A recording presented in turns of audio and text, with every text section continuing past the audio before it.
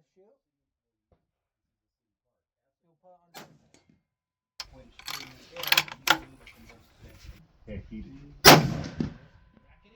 Welcome back to the channel. In today's video, we are going to the range and we are going to pit the 300 WSM versus the 6.8 Western.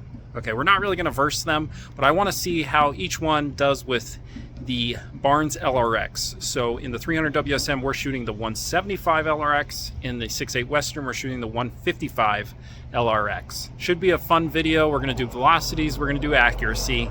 Hope you enjoy the video. Let's start with the 6.8 Western first. We are shooting the 155 grain LRX with H4831 SC. Let's go ahead and do a ladder test. The rifle we are shooting is a Fierce Rage with a 26-inch barrel. It's like a special one. 55 grains, 48 shortcut. It's a 2926. 56 grains, 4831 shortcut. This was the best group. Yep. 2957. 57 grains, 4831 shortcut. I'll buy you a frosted lemonade if you try it. 3013.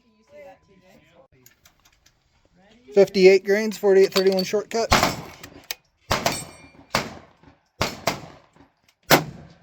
3039. How fast should I do mine? A black curtain fell over. Pop it. Teacher's dance. Come on, Kelly. Dial in, let's go. I forgot you have the 10 power scope on. Hey, it's what I got.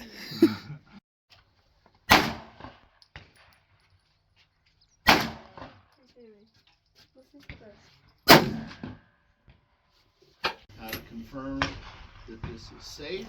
And we're, hold on, dog hair.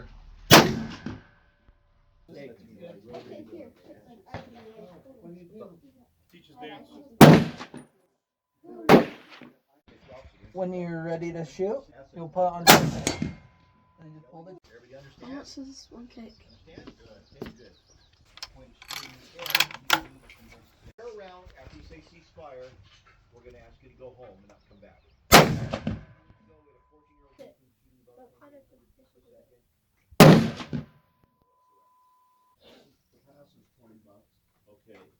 here's that one. I said, here's that one. Oh, wow. Cut this part out. Your turn. Okay. And just below the head in the orange and then let's go forward. Which one am I Do shooting this again. Just tuck it into your shoulder. Here, I'll get behind you. Okay, I'm gonna go take a close look at the 6.8 Western and the 300 WSM loads. So far, the 6.8 Western is beating the 300 WSM in accuracy, which I'm not surprised. It's a Remington 700 versus a Fierce Rage. So, well, let's go ahead and see. First 6.8 Western group, that's probably around an inch, maybe a little less, 0.9. Our second one, it's tightening up a bit, probably around a 3/4, maybe 0.6. Not bad. Yeah, this is the best group of the 300 WSM so far. Looks to be a little over an inch, maybe a 1.2 inch group. Not too shabby. All right. One. Okay, keep 3137. Oh, I'm sorry. I didn't mean to make you nervous. Just don't I think I was neutral. All right. I didn't recognize it. I learned from my dance director. Oh. Everybody.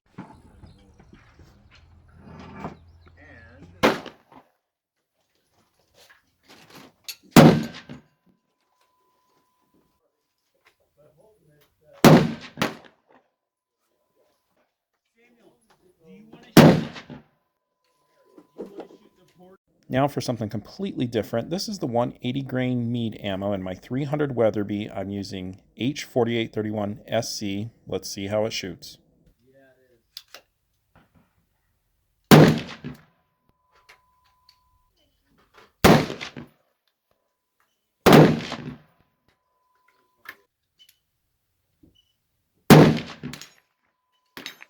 So I really wanted to try this group again just because the SDs were so extremely low. I think it was around 3 SD with an extreme spread of like 7 or something. So as you saw, the group is better. I think it's technically sub MOA. And so did the seating depth help, or is that just the randomness of just doing more testing? I don't know. But let me show you the group up close. Okay, so I don't know the official measurement yet, but I'm going to say that is sub MOA, probably around a 0.9 inch group, maybe 0.8. So that's progress with the meat ammo. Let's look at the 300 Weatherby, how it did with the 180 grain mead bullet. I really like this bullet. It just has not been working very well in my 300 Weatherby until now. So messing with the seating depth definitely helped, as you can see from the other group I got when I seated the bullet in really far. So we are technically sub MOA, 0.924 inch group. The velocities on this are averaging like 3170 or 3180, excuse me. 3180, so not too shabby. And yeah, that's a sub MOA group, so that's pretty good. So I'm happy with this bullet. Really cool bullet. So here's the first group. I believe it was with 55 grains of H4831 SC, and that gets us right in at a 0.860 inch group. Not too shabby, but not really what we're looking for. Velocity 2927. So this gun is already a bit quicker than the book. Now again, this 6.8 Western has a 26 inch barrel, so that's no surprise that it's at least 100 feet per second faster than the book. Moved up to 56 grains, and we got our best group, and a velocity of 2957. And the group 0.684 inch, not too shabby, pretty darn good actually. In fact, the 6.8 Western seemed to shoot this 155 sub MOA with almost everything that we tried with it. So I think the gun likes this bullet. We did get over 3,000 feet per second, but at least with H4831 SC, this was the worst group, a 1.007 inch group. So it's basically a 1 inch group. Not bad, not great. We bumped up a little more, and this is basically our max of around 39 feet per second in a 0.9 inch group. Overall, I think the 155 grain LRX is obviously it's a very good bullet. Velocities were lower than we were hoping, but when you look at H4831 SC data on Barnes, it is the powder that gets you the slowest velocities. So I'm sure if we tried IMR 7828 SSC or Reloader 22, Reloader 26, we could easily get into the 3,100 feet per second realm with this bullet, which is kind of where I would personally want it to be. Let's look at the 300 WSM. First group, it's rough. Didn't even measure it, but it looks to be at least a little over a 2 inch group. Going up a grain, this was about a 1 grain under max. We got our smallest group, a 1.298 inch group. Yeah, not great. I'll be honest, I've always had bad luck with ball powder. It just hasn't shot well for me. Up next, we did almost basically the max load from Hornady data.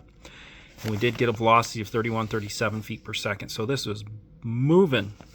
This cartridge is just so efficient and hits well above its weight. Unfortunately, the group opened up. We had the first two that were here, and this third one opened it up to a 1.38 inch group. One last thing before I let you go. We shot this 300 PRC with this 230 grain cutting edge bullet, and it's just been extremely impressive with accuracy. Today we got a 0.355 inch group. The previous two other times it was around half MOA. This bullet is just very good. I mean, there's a reason that these are like the official bullets for extreme long range shooting.